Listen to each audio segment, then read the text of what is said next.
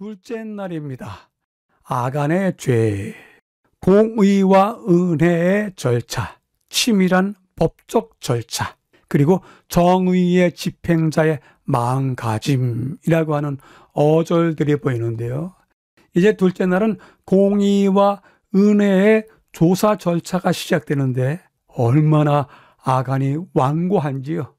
그 완고한 자에게 여호수아는 내 아들아 라고 불러준다라고 하는 가슴 뭉클한 이야기가 적혀 있습니다.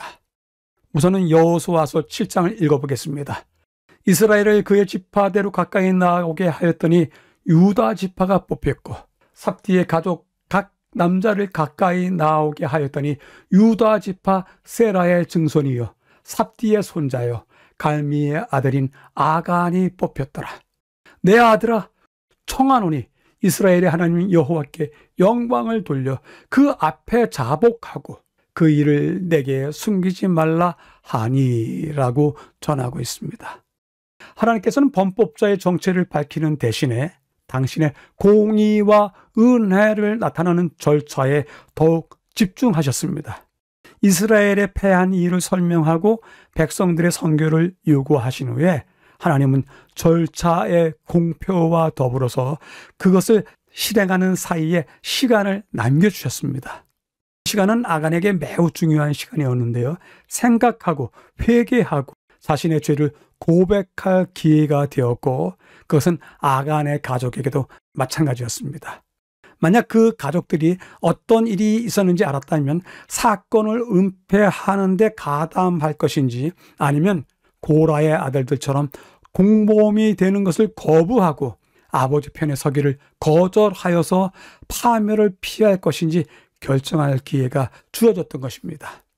그런데 가운데 부분에서요, 이 공경을 풀어나가는 과정은 죄가 이스라엘에 들어와 괴로움에 빠지게 한 것과 역순으로 진행됩니다. 공동체의 죄는 이스라엘 전체에서 한 지파로, 한 지파에서 족속으로, 한 족속에서 가족으로, 가족에서 개인으로 좁혀집니다. 조사 과정은 범인을 드러내는 동시에 무고한 자들의 죄들을 밝혀줍니다.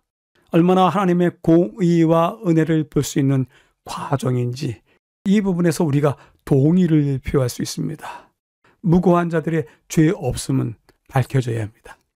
보이지 않는 아간의 범죄 행위를 하나님께서 증인으로 직접 증거하시는 치밀한 법적 절차만큼 이 과정은 매우 중요한 부분이었습니다.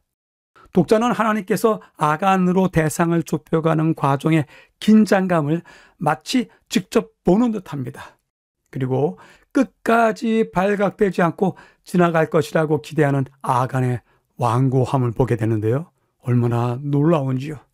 사람의 마음속에 감추어 놓은 것을 아시는 주님의 꿰뚫어 보시는 눈앞에 어떤 것도 숨길 수가 없습니다. 하나님께서는 사람의 마음에 감추어진 것까지 다 아시기 때문입니다. 우리가 어떤 때 기회가 있어서 혹 사람들에게 자신의 입장을 변명할 때가 있을지라도 그들이 모른다고 해서 하나님마저도 모르시리라 생각해서는 절대로 있을 수가 없는 경우입니다. 마지막 부분에서는요, 여호수아가 아간을 내 아들아 라고 부르는 것을 주목할 필요가 있습니다. 이 말은 단순히 여호수아가 나이 지긋한 지도자로서 내 아들이라 라고 그의 역할을 드러내는 것이 아니라 이 위대한 용사가 정의를 집행할 때 가진 마음가짐이 무엇인지를 보여줍니다. 더욱더 간절하고 애절한 부름이 그의 마음속에 있는 것입니다. 범죄자를 심판하라는 부름을 받았음에도 불구하고 여호수아의 마음은 아간을 향하여 자비로 가득했습니다. 여호수아의 이러한 태도는 다시 한번 예수님의 세심함, 친절함, 사랑을 예표하고 있습니다. 그에 대한 인용문이 있습니다. 예수께서는 결코 무례하거나 불필요하게 가혹한 말씀을 하거나 민감한 자에게 공연한 고통을 주신 일이 전혀 없었다. 그는 위선과 불신, 죄악을 두려움 없이 책망하셨지만 그분의 통렬한 책망의 음성은 언제나 눈물로 적셔져 있었다라고 전하고 있습니다. 교훈은 다음과 같이 전하고 있습니다. 죽임을 당하는 순간까지 아간은 그것을 신의 산의 아름다운 외투라고 불렀다. 한 가지 죄는 다른 죄를 유도하고 그는 여호와의 보고에 바쳐야 할 금과 은도 훔쳤는데 가나안 땅의 처음 열매를 하나님에게서 도적질하였다. 아간을 파멸시킨 무서운 죄는 모든 죄 중에 가장 흔하고 경히 여겨지고 있는 탐욕이다. 열째 계명을 유린한 죄는 좀채로 비난조차 받지 않는다. 이 죄가 얼마나 흉악하며 결과가 얼마나 무서운지는 아간의 역사에서 배울 수 있다라고 전하고 있습니다. 둘째 날을 요약해 보겠습니다.